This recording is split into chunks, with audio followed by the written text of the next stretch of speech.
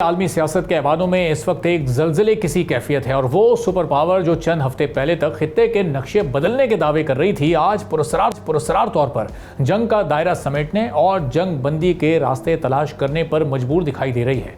आखिर ऐसा क्या हुआ है कि ताकत के नशे में धुत मिलिट्री इंडस्ट्रियल कॉम्प्लेक्स को अचानक ब्रेक लगाने पड़े?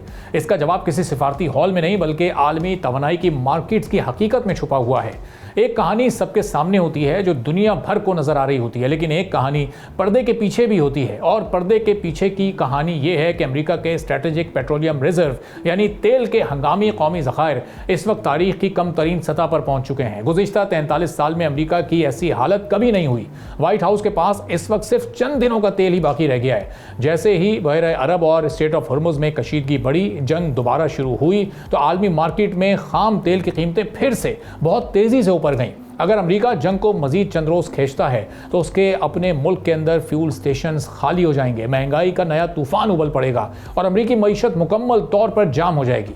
अमेरिका का जदीद तरीन जंगी निज़ाम तेल पर चलता है और अब तेल के स्टॉक्स ही नहीं रहेंगे या तेज़ी से कम होने लगेंगे तो सुपर पावर की जंगी मशीनरी भी सिर्फ लोहे का ढेर बनकर रह जाती है।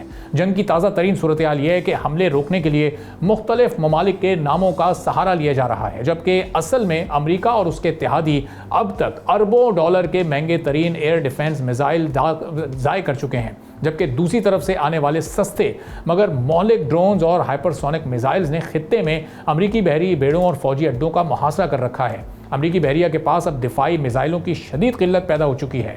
हर गुजरते घंटे के साथ मशरिक़ वस्ता में कायम अमरीकी अड्डे गैर महफूज होते जा रहे हैं और पेंटागन को ये कड़वा घूंट पीना पड़ रहा है कि वो इस जंग को तवील अरसे तक जारी रखने की सलाहियत अब खो चुका है। इस धमाकेदार सूरत हाल में आज ईरानी सुप्रीम लीडर के सीनियर मुशीर का एक ऐसा बयान सामने आया है जिसने वाशिंगटन से लेकर तेल अवीव तक सनसनी फैला दी है। आज सुबह ही तेहरान से जारी होने वाली आखिरी और हतमी वार्निंग में वाज़ेह अल्फाज में कह दिया गया है कि अमेरिका के पास वापसी का वक्त ख़त्म हो रहा है। अगर फौरी तौर पर तमाम जारहाना कार्रवाइयाँ ना रोकी गईं और खित्ते से मुकम्मल इनखला का अमल शुरू ना हुआ तो खित्ते में मौजूद तमाम अमरीकी तनसीबात और पेट्रोलियम तनसीबात को लम्हों में राख के ढेर में बदल दिया जाएगा। ये सिर्फ एक सियासी बयान नहीं बल्कि आखिरी ऑपरेशनल वार्निंग है। इस संजीदा वार्निंग और जंग बंदी की इब्तदाई खबरों का असर आलमी मईशत पर जलजले की तरह पड़ा है। जैसे ही अमरीकी पसपाई के इशारे मिले और जंग बंदी की पेशरफ्त हुई, आलमी मंडी में खाम तेल की कीमतें अचानक 15 से $20 फी बैरल तक नीचे आ गिरी हैं।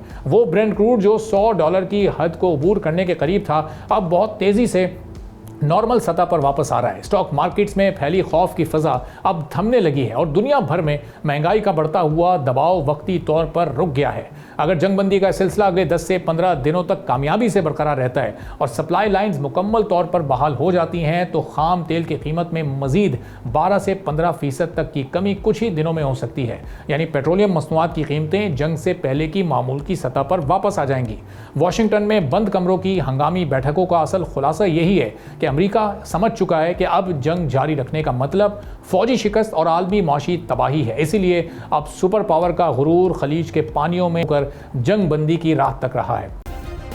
सब्सक्राइब करें और बेल दबाएं ताकि कोई खबर रह न जाए।